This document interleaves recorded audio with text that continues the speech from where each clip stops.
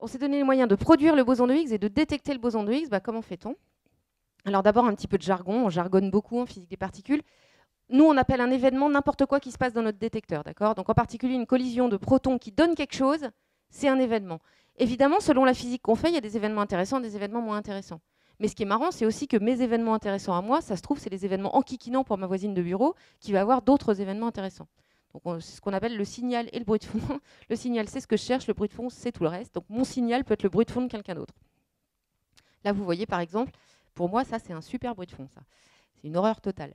Donc concrètement, les particules que vous voyez, elles interagissent là, enfin elles interagissent là, elles sont produites là, elles interagissent partout dans les détecteurs, ça donne tout un tas de signaux électroniques. Tous ces signaux électroniques sont compilés, envoyés en surface, et nous ensuite, on a des programmes qu'on appelle des programmes de reconstruction. Ça veut dire ce que j'ai fait à l'oral tout à l'heure.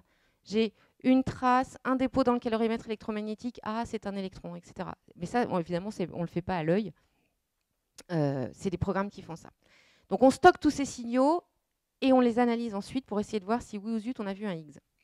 Alors la démarche c'est quoi? C'est ce que je vous ai dit, c'est reconnaître le signal, celui que je me suis donné, sur tout le reste, c'est-à-dire quel bruit de fond. Alors une particule instable, c'est quelque chose que je n'ai pas encore dit, ça peut se désintégrer, c'est ma grosse équation, mon modèle qui me le dit, ça peut se désintégrer de plein de façons différentes. Et en particulier on connaît, l'équation dit quelles sont les différentes façons pour un boson de Higgs de se désintégrer. Là, ce que vous avez, c'est en fonction de sa masse qu'on ne connaissait pas encore, les probabilités de désintégration dans tel ou tel, ce qu'on appelle un canal, telle ou telle façon de se désintégrer. Alors vous voyez, il y en a des très probables et il y en a des franchement pas probables du tout.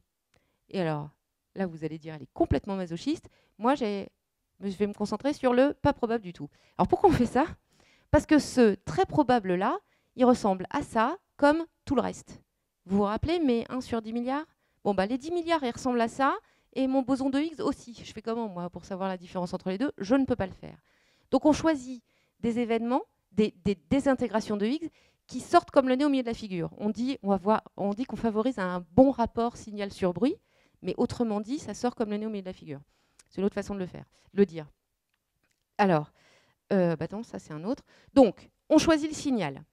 Choisir le signal, nous on va faire du Higgs en 2 photons, parce que reconnaître 2 photons dans le détecteur, c'est beaucoup plus facile que de reconnaître n'importe lequel des autres trucs. Donc voilà, on s'est choisi un signal. Maintenant, on va sélectionner le signal. Maintenant que je me suis choisi un signal, qu'est-ce que je fais? Je trie mes milliards d'événements et je prends tous ceux où je reconnais 2 photons. Alors je vous l'ai dit, 2 photons c'est facile, hein, c'est rien dans le détecteur de traces, en face d'un dépôt dans le calorimètre électromagnétique. Ça par exemple, c'est un événement à 2 photons.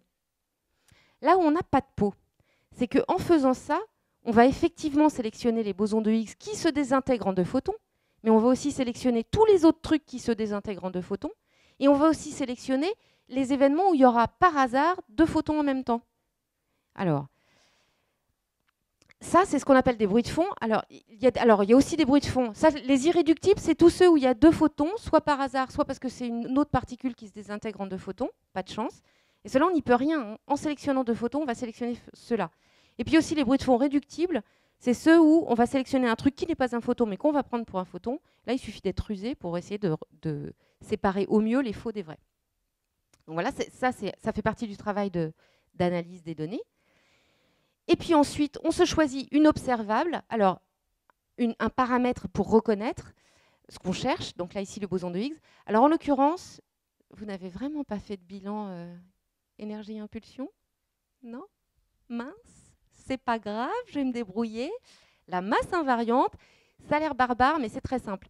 Ça veut dire qu'avec les caractéristiques des produits de désintégration, je peux remonter à des caractéristiques de la particule qui s'est désintégrée. En l'occurrence, sa masse. Donc je prends mes 2 photons, je regarde leurs caractéristiques, j'ai pas le choix, là c'est l'énergie, j'ai pas grand-chose d'autre avec les 2 photons, et l'angle, et je remonte à la masse de la particule qui s'est désintégrée. Donc je prends mes milliards de données, je garde toutes celles où il y a 2 photons dedans. Pour chaque paire de photons, je reconstruis la masse de la particule qui se serait désintégrée en ces 2 photons. Ça me donne la masse invariante, et je mets ça dans un diagramme. La masse invariante, elle est là, et là je compte. Donc là, j'ai beaucoup de machins à petite masse invariante, autour de 100. J'ai moins de machins à grande masse invariante, autour de 160. Et ce que j'attends, alors là, c'était au tout début, quand on le cherchait, tous les bruits de fond dont je vous ai parlé, là où il y a par hasard 2 photons, ça va me donner tout et n'importe quoi. Ça va avoir cette forme-là. Et puis, si jamais il y a un X à 120 GeV, ça va donner ça. Donc voilà, juste pour vous dire la difficulté quand on dit, il y a plein de gens qui ont dit chercher le X et chercher une aiguille dans une botte de foin. Ouais, parce que voir quelque chose sortir de là, c'est pas évident, d'autant que les points noirs que vous voyez avec les barres d'erreur, c'est les données. Alors là, j'ai une bosse ou j'ai pas une bosse? Ben, donc en gros, on a en plus besoin d'un paquet de maths derrière, des outils statistiques très perfectionnés pour dire si oui ou non, ça c'est statistiquement significatif. En l'occurrence, là, ça ne l'était pas. Depuis, on a fait des progrès. Alors, quand on a eu fait suffisamment de progrès, donc là, ça va être les résultats 2013 que je vous ai donnés, mais la découverte, elle a été annoncée en juillet 2012. Donc elle a fait le tour du monde, mais tiens, sur celui-là, j'ai mis que la presse française, mais il y en a d'autres. Et voilà ce qui se passe. Donc là, vous voyez toutes les données qu'on accumule. D'accord, ça c'est toujours la même chose, hein. La masse invariante des deux photons que j'ai choisis dans mes événements. Et donc là, pour l'instant, on ne voit pas grand-chose. Et puis, peut-être quelque chose. On compte, on fait l'analyse statistique. Là, on dit qu'on soustrait le bruit de fond. C'est pas sorcier, hein. On fait le total, enfin la bosse moins le total. Et ça, là, ce petit pic, ben voilà, mesdames et messieurs, le boson de Higgs en gamma-gamma, en 2 photons. Alors, il a plein d'autres façons de se désintégrer. On l'a cherché aussi dans d'autres façons de se désintégrer. Mais celle qui est sortie en premier, qui était la plus significative, c'était celle-là. Voilà.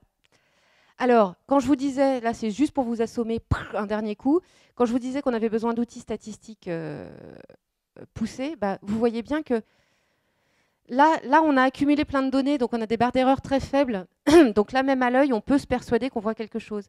Mais quand on avait encore des barres d'erreur un peu trop grandes sur chaque point, aller sortir quelque chose, en fait, on peut le faire en utilisant, encore une fois, des outils statistiques. Ce que vous voyez là, c'est la probabilité que ce qu'on voit, c'est que du bruit de fond, qu'il n'y a pas de boson de Higgs. Et vous voyez, en fonction de la masse testée du boson de Higgs, la masse hypothétique du boson de Higgs, et ce que vous voyez, c'est qu'autour de 125 GeV, là, cette probabilité-là, que ce ne soit que du bruit de fond, s'écroule. Et on a des conventions en physique qui sont qu'on peut clamer une découverte si on est à 5 écarts standards. Ça se traduit très bien. Ça veut juste dire que la probabilité que ce ne soit que du bruit de fond, c'est inférieur à 1 sur 85 millions. Donc on est quand même un peu prudent. Quand on dit on l'a vu, ouais, on est assez sûr de nous là sur ce coup-là. C'est que de la stat évidemment, parce que nous, on fait que des analyses statistiques, mais on se donne une marge d'erreur vraiment très faible. La probabilité que ce qu'on ait vu, ce soit pas un boson, que ce soit pas une nouvelle particule, en tout cas, c'est inférieur à 1 sur 85 millions. Donc on développe tout ce genre d'outils pour analyser les données. Donc voilà, je vais m'arrêter là. On a vu le boson de Higgs. Alors pardon à messieurs Brout et Englert. Donc on a vu le Bay. Maintenant, évidemment, pour être sûr que c'est cette particule-là, alors on a vu une nouvelle particule, c'est sûr. On a vu un boson, c'est sûr aussi, ça maintenant on le sait. Maintenant, pour être sûr que c'est le boson de Higgs, il faut le regarder, le scruter et chercher toutes ces caractéristiques. Des caractéristiques, on en a plein. Il y en a que vous connaissez. Caractéristiques d'une particule, par exemple, sa masse ou sa charge. Mais des caractéristiques, il y en a des tonnes. Et il faut toutes les analyser et les mesurer pour être sûr de ce qu'on a vu. Et c'est ce qu'on est en train de faire. Là, pour l'instant, on a quelques centaines de bosons de Higgs à regarder. Donc, on a déjà de quoi faire et s'amuser avec. Et voilà. Je vous remercie de votre attention.